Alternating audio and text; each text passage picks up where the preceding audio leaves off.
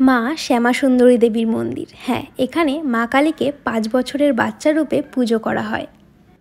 Net দুনিয়ায় viral এই মায়ের মন্দির দেখে আমারও যেতে খুব ইচ্ছে হয়েছিল। তারপর সেটা সম্ভব হলো এই অর্চনাদির জন্য।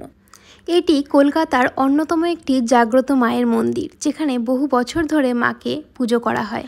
আমরা মায়ের জন্য এই দোকান থেকে ধূপকাঠি, মোমবাতি এবং চকলেটস নিয়ে গেছিলাম। তো প্রশ্ন হচ্ছে, তোমরা এখানে কিভাবে যাবে? শিয়ালদা বা বিধাননগর স্টেশন থেকে অনেক বাস এদিকে আসে, মানে মানিকতলার দিকে। তোমাদের বলতে হবে সুকিয়া স্ট্রিট। নেমেই সামনে দেখবে Calcutta homeopathic medical college and hospital. তার পাশেই একটা গলির মুখে দেখতে পারবে এই মন্দিরটা আছে, এবং এই মন্দিরের এই গলি দিয়ে তোমাদেরকে ঢুকে পড়তে হবে। আশেপাশে প্রচুর দোকান পেয়ে যাবে তোমরা জিনিসপত্র কেনার জন্য, যেমন কলা, চাল, ফুল, বেলপাতা, আরও অনেক রকম প্রসাদ তোমরা এখানে সবই পেয়ে যাবে। আর সামনে এসেই দেখবে এখানে একটা জুতো রাখার জায়গা আছে। তো আমরা এখানে জুতোটা রেখে দিয়েছিলাম। তো জুতোটা রেখেই তোমাদেরকে এই সরু গলিটা দিয়ে ঢুকে পড়তে হবে। দেখতেই পাচ্ছ এখানে আমরা যেহেতু অনেক সকালে গেছিলাম, তো লোক অনেকটাই কম ছিল।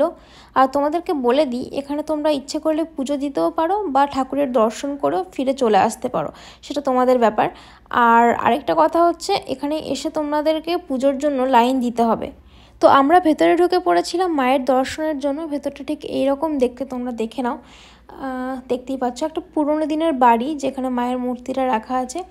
আর এখানে মোটামুটি ভালোই ভিড় ছিল। আমরা অনেক সকালে গেছিলাম বলে কম ভিড় ছিল যদিও। তো এখানে আরেকটা কথা বলে রাখি, এখানকার পুজোয় বসার টাইম হচ্ছে 12টা থেকে 12:30 পর্যন্ত। আর এখানে ভোগ দেওয়া হয় হচ্ছে দুপুর 1টা থেকে। তো তোমরা এসে এখানে ভোগ খেয়ে যেতে পারো। আমরা খাইনি সেটা।